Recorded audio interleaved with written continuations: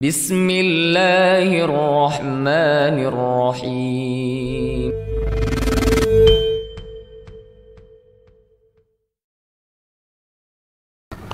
Assalamualaikum warahmatullahi wabarakatuh. Alhamdulillah wassalatu wassalamu ala rasulillah wa ala alihi wa ashabihi wa man tabi'ahum bi ihsanin ila yaumiddin.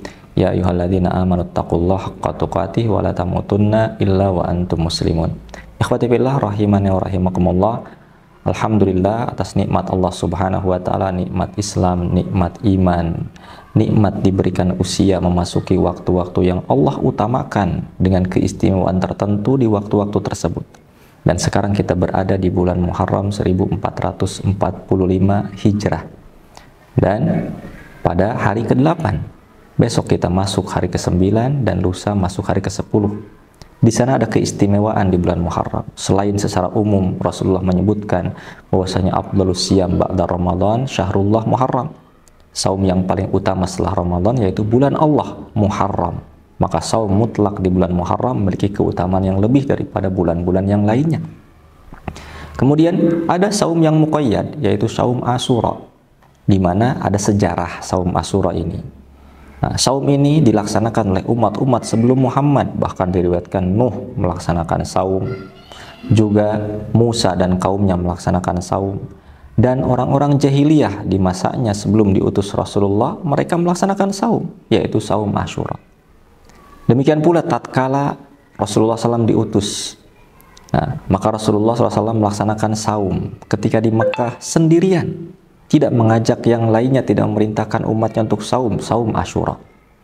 Kemudian ketika datang ke Madinah, beliau mendapati orang-orang Yahudi melaksanakan saum, maka beliau bertanya kepada mereka, saum apakah ini? Maka mereka menjawab, inilah hari di mana Allah menyelamatkan Musa dari kejaran Fir'aun, dan kami bersyukur kepada Allah dengan melaksanakan saum. Rasul menyebutkan, nahnu ahaqqu bi Musa minkum, kami lebih berhak, lebih dekat kepada Musa daripada kalian. Maka Rasulullah memerintahkan untuk saum saat itu, bahkan mengutus utusan ke pelosok Madinah untuk mengumumkan agar hari itu saum. Yang belum makan teruskan, itu saum. Yang sudah makan hentikan, maka sisa waktunya untuk saum. Maka saum di saat ini statusnya wajib bagi kaum muslimin. Kemudian ketika di tahun berikutnya diwajibkan saum Ramadan, maka saum ini tidaklah menjadi wajib.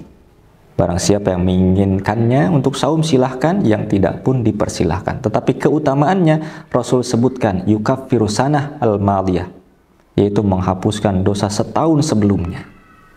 Nah, kemudian terus saum tersebut menjadi sunnah yang dilaksanakan oleh kaum muslimin saat itu sampai di akhir-akhir masa dakwah Rasulullah SAW, di mana telah tertancap pada diri para sahabat Nabi SAW semangat identitas Islam untuk berbeda dengan firqah-firqah, dengan agama-agama lainnya. Ketika mereka mendapati bahwasanya saum dan bertepatan dengan orang-orang Yahudi pun saum, mereka bertanya kepada Rasulullah bahwasanya ini sepertinya mengikuti orang-orang Yahudi. Maka Rasulullah SAW menyebutkan, lain baqitu ila qabilin la summanat tasi', andai aku diberikan usia sampai tahun depan, aku akan saum di hari ke-9-nya untuk membedakan dengan Yahudi. Dalam lafaz yang lain menyebutkan khaliful Yahud, bedakan dengan Yahud. Maka saumlah sehari sebelumnya atau sehari setelahnya sebagai bentuk mukhalafah, walaupun dalam sanadnya diikhtilafkan oleh para ulama. Ikhwati fillah rahimani wa rahimakumullah, inilah marhalah tingkatan saum Asyura. Maka bagaimana kita melaksanakan saum tersebut? Pertama, yang paling utama tentu sebagaimana keinginan Nabi SAW, walaupun belum terlaksana karena Rasulullah SAW tidaklah diberikan usia sampai tahun depan, yaitu 9 dan 10 Muharram, Tasu'a dan Asyura. Ini yang paling utama. Kemudian seandainya kita luput di hari ke-9-nya, kemudian ingin menambah hari setelahnya, maka dipersilahkan 10, 11 sebagai bentuk upaya untuk mukhalafah terhadap orang-orang Yahudi, maka dipersilakan. Andai pun kita melaksanakan saum di hari ke-10 saja, maka itu memiliki keutamaan, yaitu menghapuskan dosa setahun sebelumnya. Dan ini pun tentu keutamaan saum Asyura, hanya luput dari dia pahala mukhalafah terhadap orang-orang Yahudi.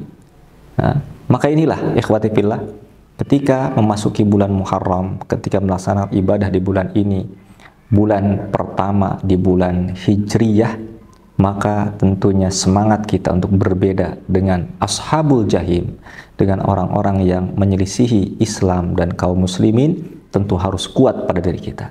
Jangan sampai kita mengekor mengikuti mereka.